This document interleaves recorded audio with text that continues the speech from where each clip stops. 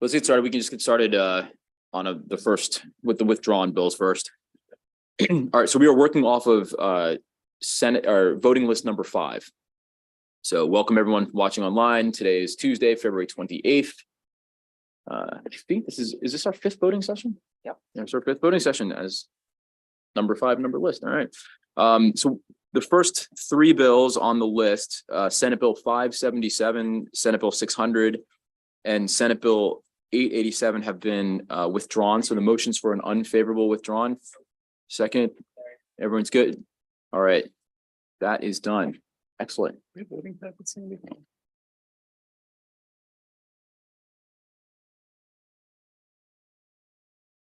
Does everyone have a voting packet?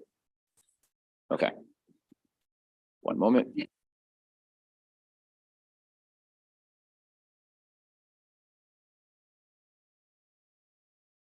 Since we're waiting, we'll start off with Senate Bill, Josh, is Josh here? We're going to start off with Senate Bill 293.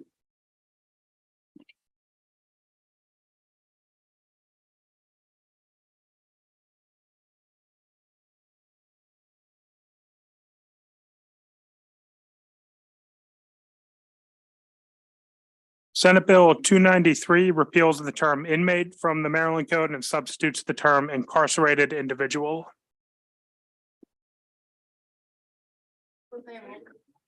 All right, so motions for favorable. It's been seconded. Everyone. 293.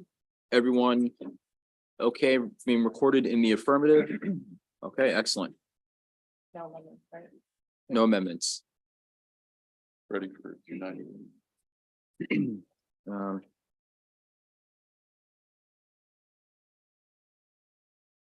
And we then go to Senate Bill, Jamie, can we go to Senate Bill 330? Sorry.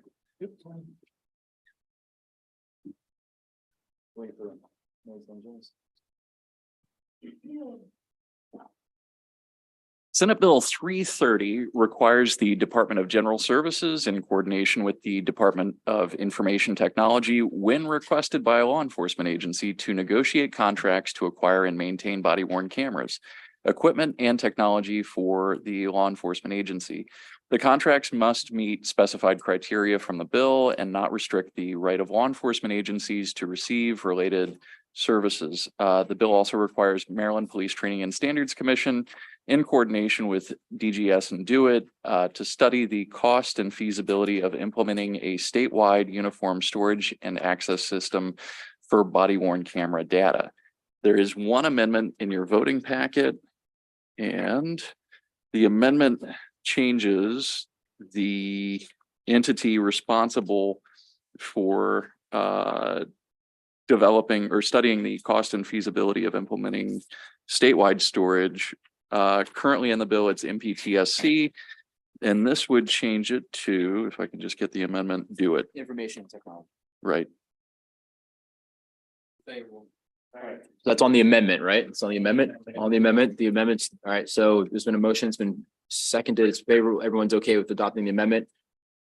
There's been a motion to move the bill as amended. It's been seconded. Is everyone okay? Excellent. Senate Bill 330 passes.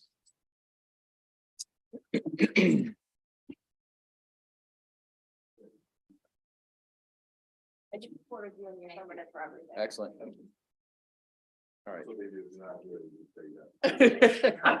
Is Senate Bill 2? Hey, Josh, is Senate Bill 249? All right. Josh, we're going to go with Senate Bill 249. Senate Bill 249 requires the Motor Vehicle Administration to include in the standardized driver education program information on the laws relating to and the risks of driving under the influence of cannabis. There is an amendment in your packet. The amendment simply adds that they have to also include information on alcohol as well as cannabis.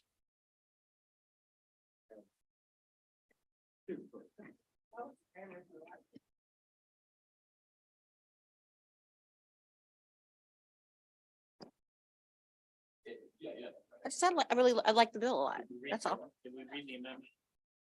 But no hidden meaning. I truly like the bill. Okay, So the amendment, there's been a motion to adopt the amendment. It's been seconded. Everyone's okay with adopting the amendment. There's been a motion to move the bill. It's been seconded. Is everyone okay being recorded in the affirmative? The bill passes unanimously. Senate Bill 249 passes as amended with amendment unanimously. Okay. Now we will go on to Senate Bill 290.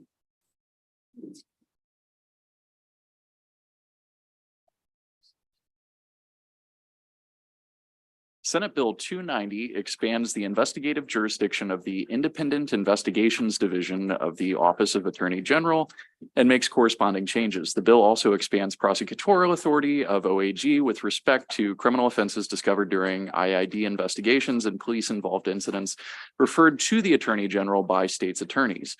The bill's provisions apply to any police-involved incident that results in the death of an individual or injury to an individual that occurs on or after October 1st, 2023. There is one amendment in your voting packet. What the amendment does is it alters the circumstances under which a state's attorney can refer a matter to OAG. That would be something that isn't otherwise within OAG's jurisdiction. And it changes it from an injury to serious bodily injury.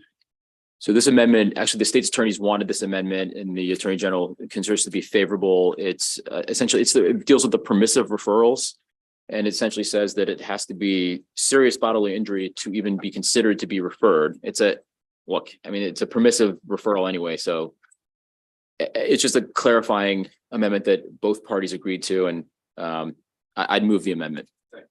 Second, is everyone okay adopting the amendment? Okay, great. We have another amendment for serious bodily injury and all right, I'll offer another, in speaking with some members of the committee, I'll offer another amendment. I think this can be done in concept because it's pretty straightforward. You note that they had with the investigatory piece, they had a really thorough report, which I think was fantastic. So the amendment would be to make sure that there's a mandatory report for this new responsibility should this bill pass, that it would have the prosecutorial reports incorporated in. That way, we need to make adjustments or we have information accessible not only to the public, but to policymakers. So the amendment would be, and we can do this in concept, I think, talking to council, that just to mandate the reporting of the prosecutions and the investigations. We're going to basically look at what they published and kind of further develop it. But the point is, a report. So everyone's got that? Yeah. All right. So it's my amendment. Sponsor amendment. So it's been seconded. It's been moved. Is everyone okay? Jamie, go ahead and clarify it. Subject to any additional changes with the amendment, we'll say is that on or before December 31st each year, the Office of the Attorney General will provide a report for. Do you want to do it maybe like later in the year so that? Say like January. By January 31st. So that we have it. So the previous calendar year. Yeah. So they'll report on the number of investigations, number of prosecutions, and any other activities of the investigative division. So I do want to ask a question on this. So if we feel that there is, if this, I obviously, I have concerns with this. I think this is an overreach. I think this is a terrible, terrible thing that we've hired this person that's not from Maryland to come here and try to enforce, never tried a criminal case, not one time in the state of Maryland, not one. So we hire this person to come here and do this. So I want to know who, if there is an action that is taken, is there still a recourse to go to the DOJ if her actions seem inconsistent? Like what's the action to go if her actions or this office's actions are inconsistent or an overreach, especially because the state's attorney's office, you're removing them from it. The last part of your question, I'm sorry. You're removing the state's attorneys from this equation, which they should be involved in this. They've always been involved in this, and there's no case anywhere in the state of Maryland that shows that any state's attorney hasn't been able to do this judiciously and appropriate. Well, let's first like stick on one thing. Can we just stay on the amendment and then let's get to the bill, which is your contention seems to be on the merits of the bill as a whole. I got contempt I with the understand. whole issue. Can we adopt the amendment first? For the reporting requirement by. Yeah, I thought we had. I All right. apologize. No.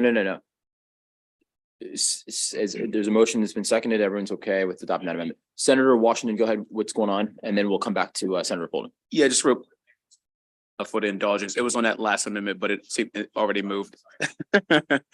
No, I'm sorry, but I was just gonna say the question I asked the OAG's office was about the analysis that's provided in that document, because they really don't speak to they just give the numbers and give what happens, but it's never like real feedback back from us so that we can learn from some of these. So I was gonna ask for an amendment to your amendment, or at least a friendly amendment, but I'm okay where we are right now. I just feel like it's a little light on next steps and to learn from these deaths that happen in police involved shootings or occurrences. And that's it. I just wanted some analysis on that, but that's all.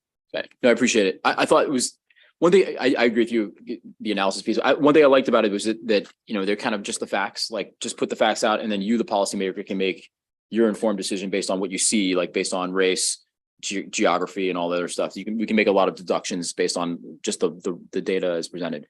Okay, thank you, though. Senator Folden. Thank you. So going back to my original concerns, when I pointed out the issues with their report that they put out about a Baltimore shooting last year, it is in violation of Graham v. Connor, the Supreme Court decision that the look back cannot be through a 2020 lens.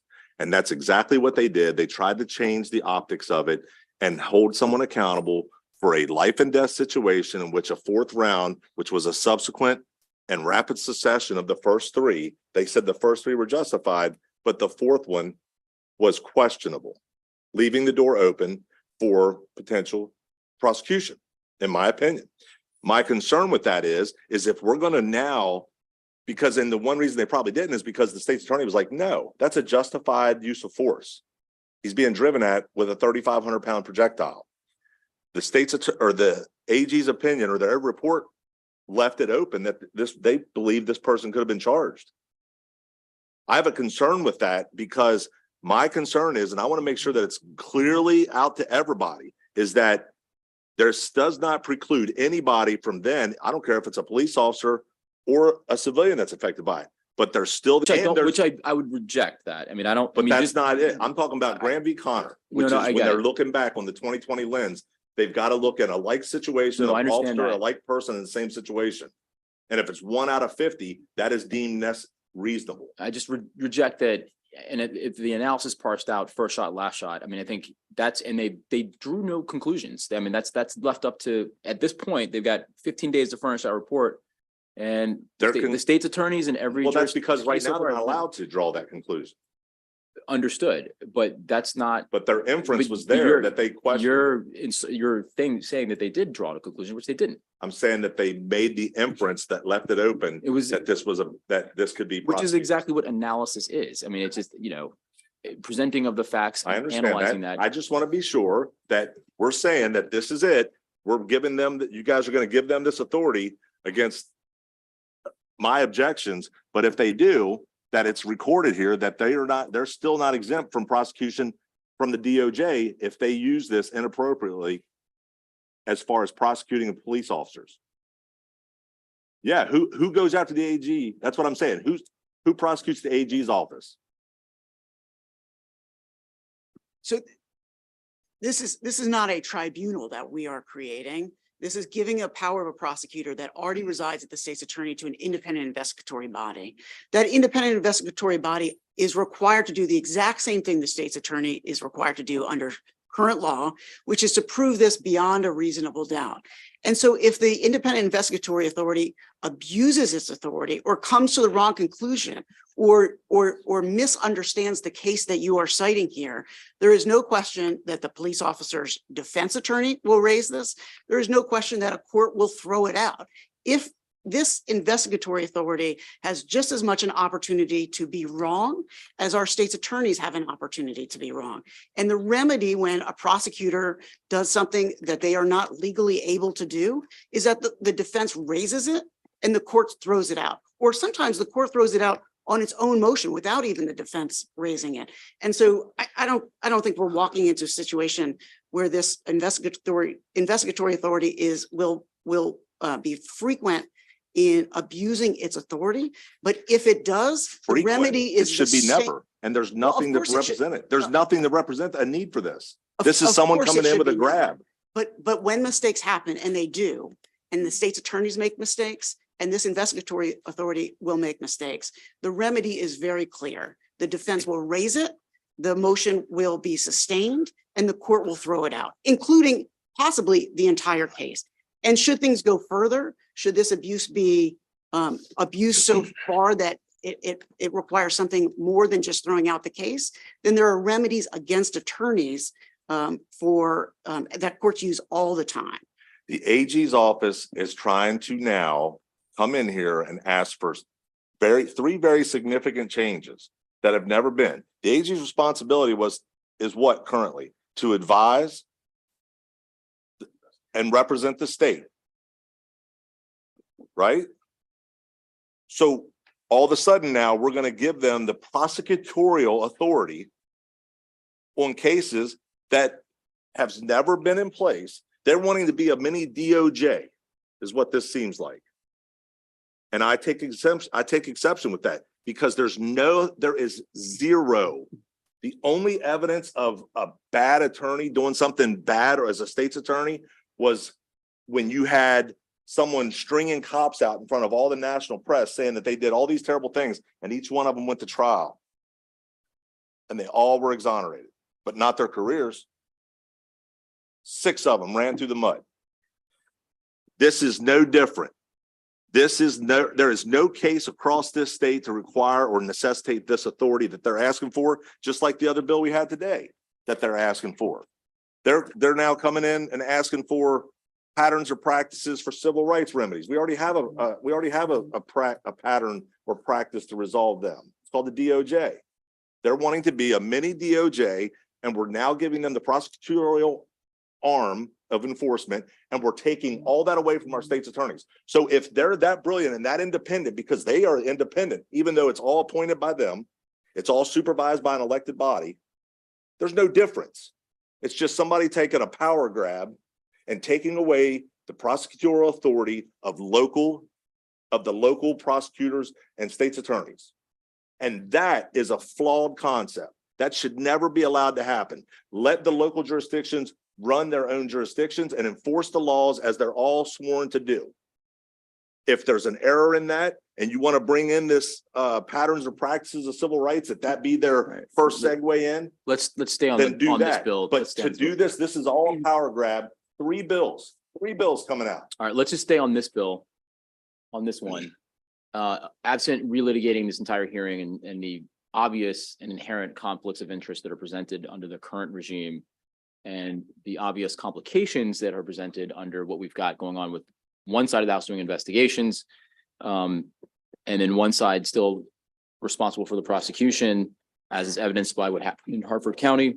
I think those are pretty clear problems with how this is functioning.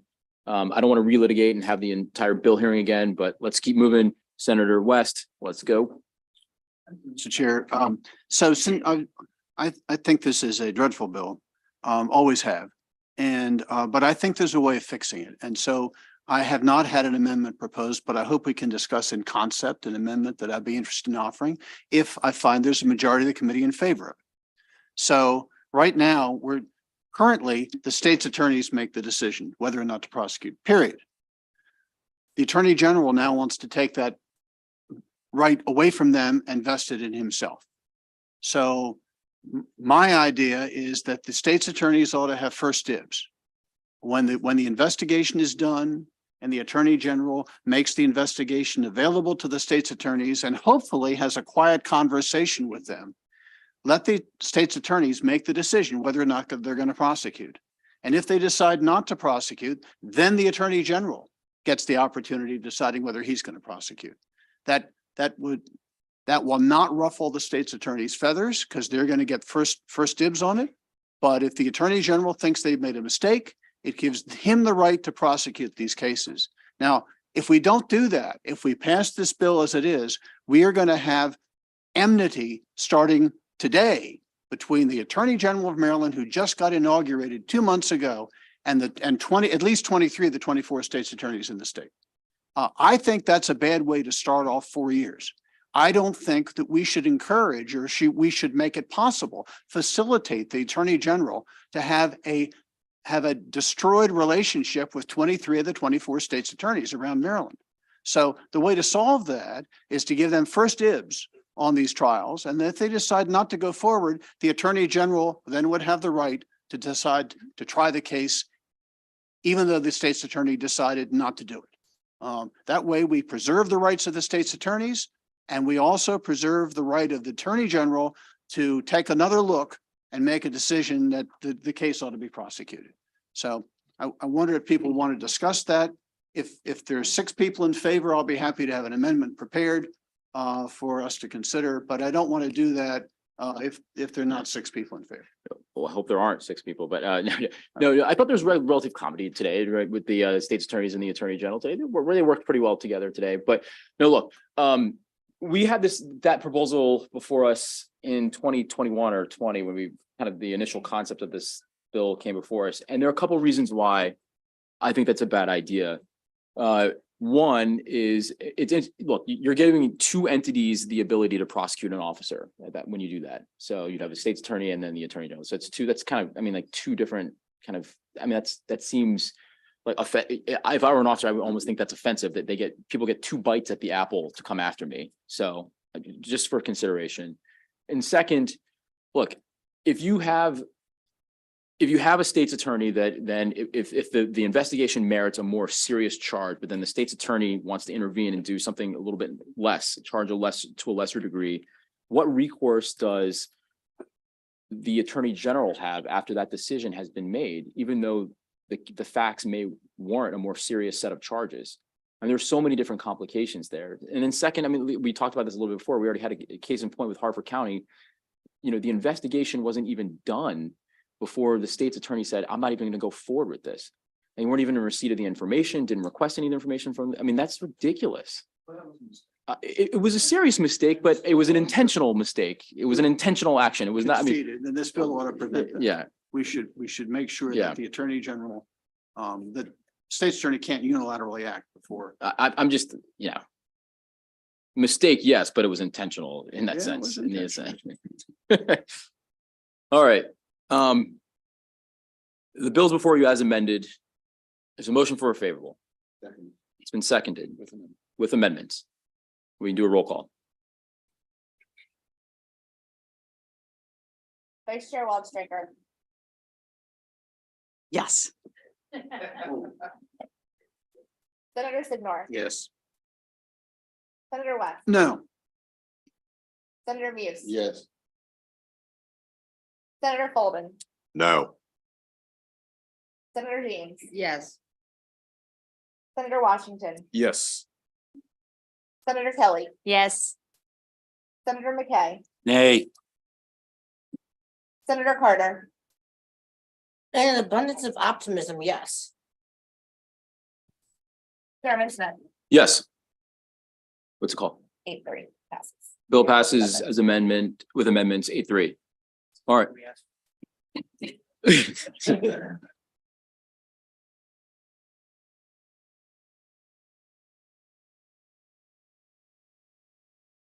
My bad. We got one more bill.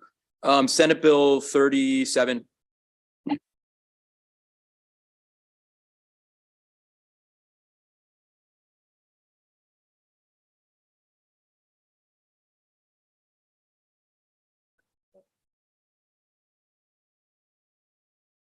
So Senate Bill 37, this is the bill from Friday of last week.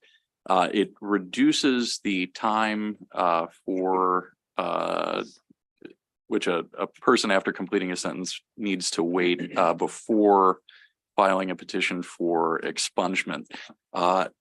I'm looking at my notes and it does not look like the committee adopted the amendment that was before it, which would have made anywhere in the bill where the time period was shortened to 3 years, that would have made it 5. Anywhere where it had been getting shortened to 5 years, it would have made it 7. So it would raise the waiting period. Waiting periods right now are 10. generally for in the bill. So 3 years for misdemeanors and 5 years for felonies. To bump it up to 5 and 7. So we can work from that. So I'd move the amendment. It's been seconded. Is everyone okay with that amendment? Okay. Senator Folden is recorded in the negative. JP, it's Uh, 343427/, right? Just to be clear, it's moving the Right. dates back. So it's moving, the amendment in Okay, your got it. voting packet is Got it. 343427/1 in your voting packet is the amendment.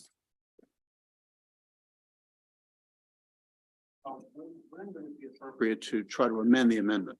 Right now. Right Once now. we adopt it. I mean, After we adopt it, then so just the amendments before you, it's been adopted. We had 1 vote, 2 votes in the negative. well, Senator West. I'll vote in the affirmative for this, but then I want to amend it. Understood. No. Okay, guys, so you're in the affirmative. So it's only Senator Folden in the negative. Okay. Vice Chair Walsh-Striker, go ahead. Thank you, Mr. The bill is full now. It's now 5. Thank you, Mr. Chairman. I just kind of wanted to set the stage because I think there's been some confusion in part because of some other legislation that I've put in. So we have 2 different processes in Maryland for expungement. The first process is automatic expungement. And we have passed a clarifying bill earlier this session related to automatic expungement for people who receive not guilty verdicts. Any non-convictions. And of course, that makes sense. If you're not convicted of anything, having that expunge automatically is really important. And we had a bill that we heard but have not voted upon related to automatic expungement where the governor pardons you. And so if the governor gives you a pardon, then that would automatically expunge because you've been pardoned. It makes sense to clear the record. The vast majority of offenses are not automatically expunged. The vast majority of offenses where there is a conviction, you have to apply for that expungement. And so I wanted to be clear, nothing in this bill automates expungement. The process laid out under current law, which is extensive and requires a fee and is pretty laborious, and for most people requires the help of counsel, is an adversarial process. And so what I'd like to do, if it's okay with you, because I didn't want to get people confused with automatic expungement, I would love if counsel could kind of walk through the process that is required for expungement and how it is adversarial and victims and state's attorneys participate in that process.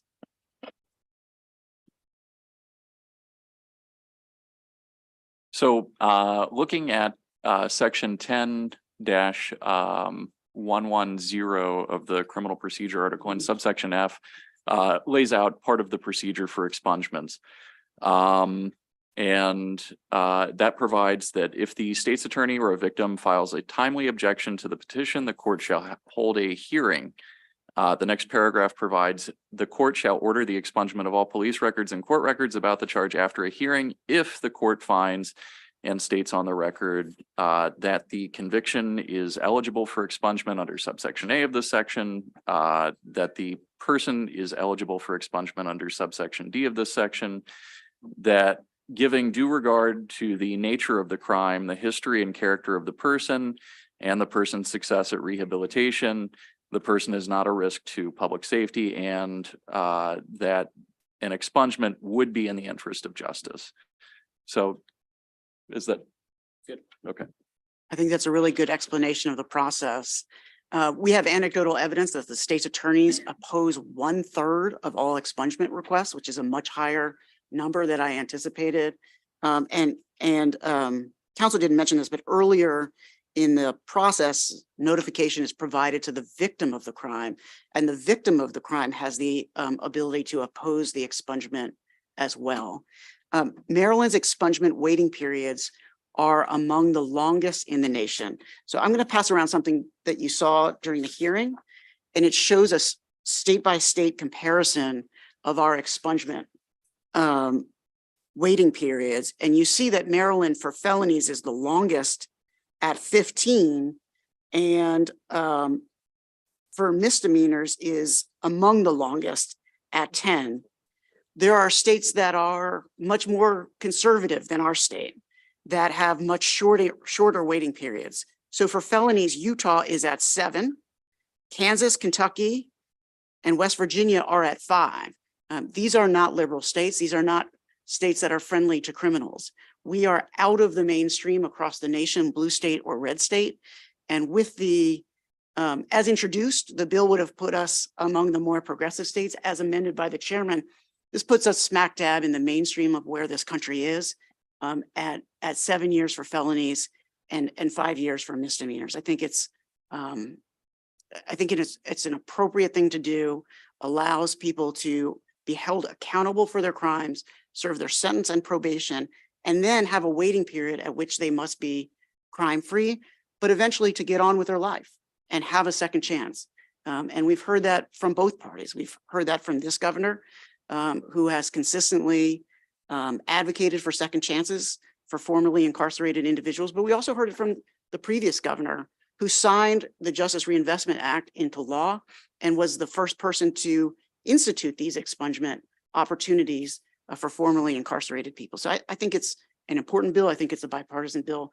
And Mr. Chairman, I would move for a favorable as amended.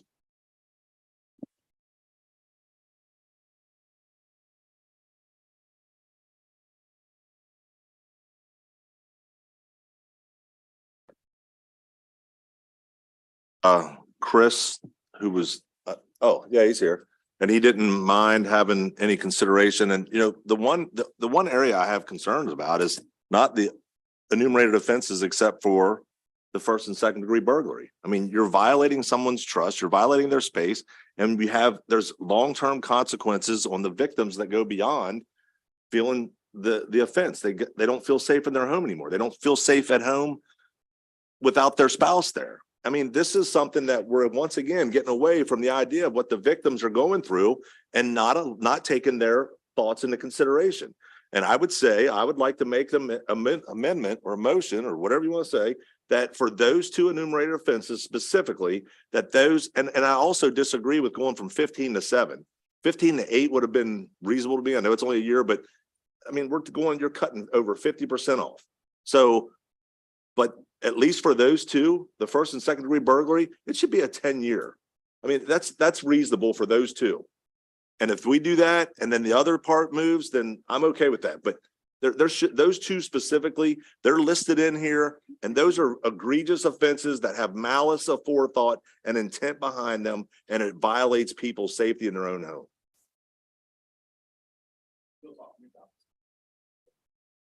If we adopt the 10 years? So I was on the Justice Reinvestment Task Force. We worked hard. I was a representative from HGO along with Pete Hammond back in those days.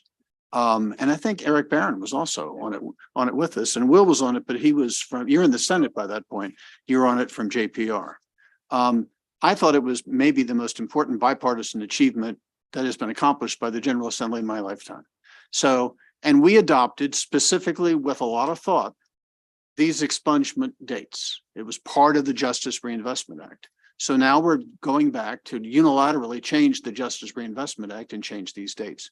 I'm with Bill. I'm willing to change them to the extent of 5 for misdemeanors and 10 for felonies. I think going below that betrays the compromise that we all achieved about, well, how long ago was it, Ariana? It was my last year in the House of Delegates. So yeah, it's a while ago. I would make an amendment to change the numbers from where they are now to 5 and 10. I think so, yeah. Now, Bill wants to, you're comfortable just with the burglaries? The first and second burglary. All right, I defer to Bill. Theft is, you could have a felony theft amount of an iPhone that's valued at more than 1,500 or whatever. So actually, So I view this as a friendly amendment. And so why don't we do 10 for the 2 burglaries? State's Attorney Braveboy wanted 10 for the felony theft, and that's it. So the 2 burglaries, felony theft, 10, other felonies, which are 7, and misdemeanors at 5. That's fine. I'm agreeable with that. Thank you, Senator Ford. The amendment. Is everyone okay with that? All right, excellent. Bills before his amendment, Senator Carter.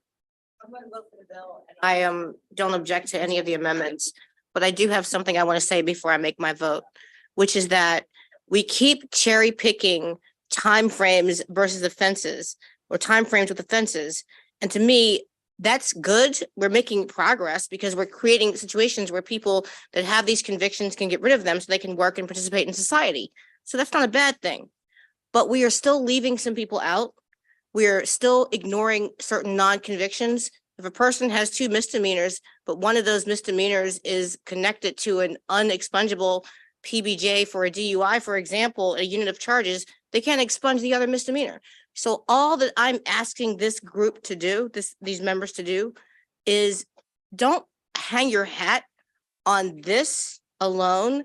We really have an obligation to look beyond certain charges into who the person is, what the person has done since the conviction, since the PBJ, and we have an obligation to entertain, and I'm not touting my bill because it's my bill, but I really believe the concept of a court making a decision in certain instances of a good cause expungement is important.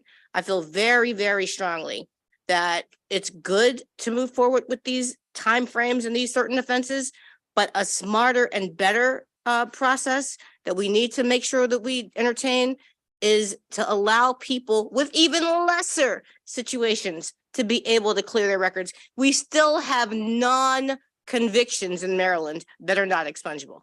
Not okay. So I'm voting for the bill, but I think it's important to say that because I don't want it to be interpreted because we vote for this. That's it. That's all. That's the whole ball game on expungement for the next 10 years. That's not true. Thank you. Senator Carter is absolutely right. Appreciate you saying that. All right. The bill is amended and is before you. I'm going to make a motion for favorable. It's been seconded as amended. Do we need a roll call?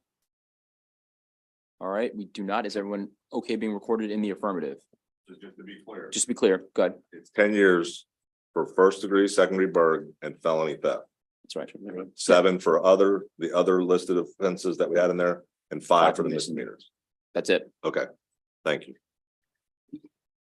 Everyone's okay? The bill passes unanimously. All right, that is the end of our voting session this evening. Have a good evening. We will see you all tomorrow.